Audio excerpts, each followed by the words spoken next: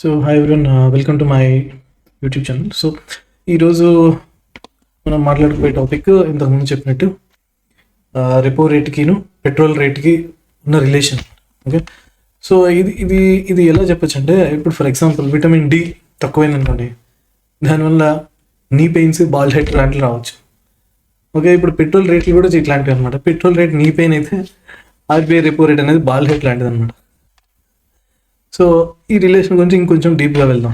Okay, so ఇప్పుడు మీరు స్క్రీన్లో చూసినట్టయితే, ఇప్పుడు మీకు హిస్టరీ చూసినట్టంటే జాన్ 2019 నుంచి ఇప్పటిదాకా చూసినట్టయితే, ఎప్పుడెప్పుడైతే మీకు పెట్రోల్ రేట్ పెరిగినాయో ఆర్బీఐ రెపో రేట్ అనేది తగ్గింది. సో ఈ చేంజెస్ అనేవి ఫ్రీక్వెంట్గా ఉన్నాయి. అండ్ ఇంకొకటి ఏంటంటే, మనకి ఈ మధ్యలో ఫైనాన్షియల్ బడ్జెట్లో అడ్జస్ట్మెంట్ చేసి దాన్ని బ్యాలెన్స్ చేస్తూ వచ్చారనమాట. అంటే ఫైనాన్షియల్ పాలసీలో రేట్స్ అనేవి, అంటే tax rates, indirect tax rates అనేవి అడ్జస్ట్ చేస్తూ దాన్ని కొంచెం బ్యాలెన్స్ చేస్తూ వచ్చారనమాట. సో అదర్వైజ్ మీకు పెట్రోల్ రేట్ పెరగగానే ఆర్బీఐ రెపో రేట్ తగ్గడం ఇలాంటివి జరుగుతూ వచ్చాయన్నమాట.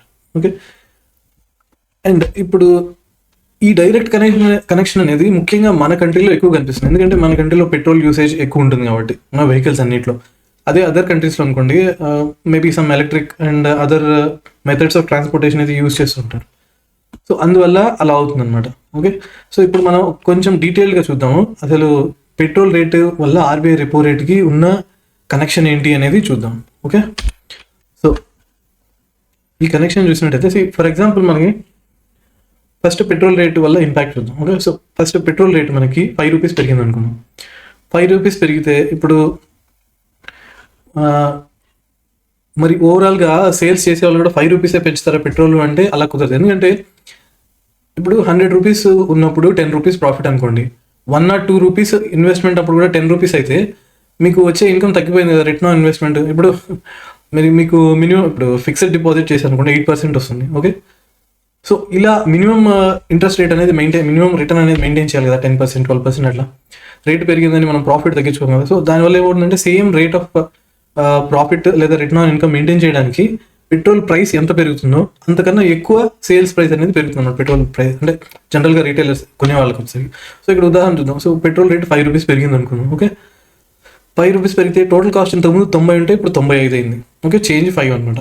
సో ఇప్పుడు ప్రాఫిట్ అనేది ఇంతకుముందు 10 రూపీస్ ఉంటే ఇప్పుడు 10 రూపీస్ 56 అయింది. చూసారా, 56 ఎక్స్ట్రా అయింది ప్రాఫిట్. ఎందుకు అంటే ఇప్పుడు 5 రూపీస్ ఎక్స్ట్రా ఇన్వెస్ట్మెంట్ చేస్తున్నారు కదా. ఇంతకుముందు అయితే 19 చేసేవాళ్ళు, ఇప్పుడు 95 చేశారు. మరి ఆ 5 మీద కూడా నీకు రావాలి కదా రిటర్న్ ప్రాఫిట్ అనేది. సో అందుకని ఈ 56 అనేది పెరుగుతుంది అనమాట. సేమ్ 10% అప్లై చేసినప్పుడు అదే 10%, అంటే సేల్స్ ప్రైస్ మీద 10% అనమాట. సో అదే అప్లై చేసినా కూడా అలా పెరుగుతుంది అనమాట. సో అందుకని ఇప్పుడు ఏమవుతుంది, ప్రాఫిట్ పర్సెంటేజ్ అనేది పెరిగింది. సో ఓవరాల్గా పెట్రోల్ 5 రూపీస్ పెరిగితే ఓవరాల్గా కన్స్యూమర్ దగ్గరకు వచ్చేసరికి 105.56 అవుతుంది.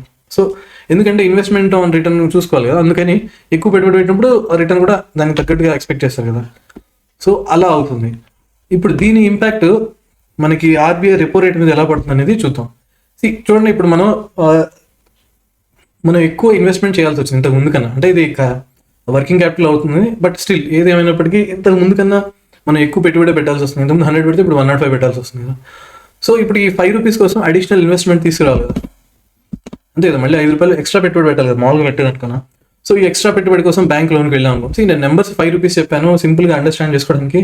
నా ఉద్దేశం 5 రూపీస్ ఎవరు లోన్కి వెళ్ళి తీసుకుంటారు అనేది నా ఉద్దేశం కదా. Okay, just for understanding purpose.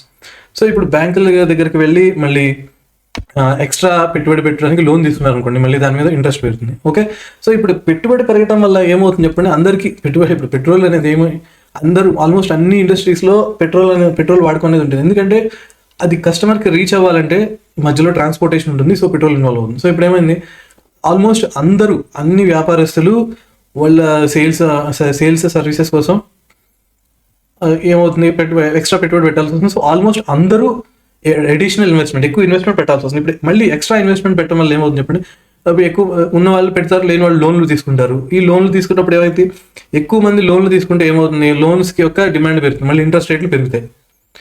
Okay, so ఈ ఇంట్రెస్ట్ రేట్లను బ్యాలెన్స్ చేయడానికి మళ్ళీ రెపో రేట్ని రెడ్యూస్ చేయాల్సి వస్తుంది అనమాట. మళ్ళీ ఇంకొకటి మనం చూడాల్సింది ఏంటంటే, ఈ రెపో రేటు, ఇంట్రెస్ట్ రేట్లు అనేవి కూడా బ్యాంక్ వాడు కూడా మార్జిన్ చూసుకుంటాడుగా, మార్జిన్ చూసుకునే పెడతాడు. సో ఆ మార్జిన్ కూడా దానికి తగ్గట్టుగా ప్రపోర్షనేట్ అడ్జస్ట్మెంట్ అనేది ఉంటుంది. సో ఈ విధంగా ఏమవుతుందంటే ఓవరాల్గా అది రెపో రేట్ని కూడా అడ్జస్ట్ చేయాల్సిన పరిస్థితి వస్తుంది.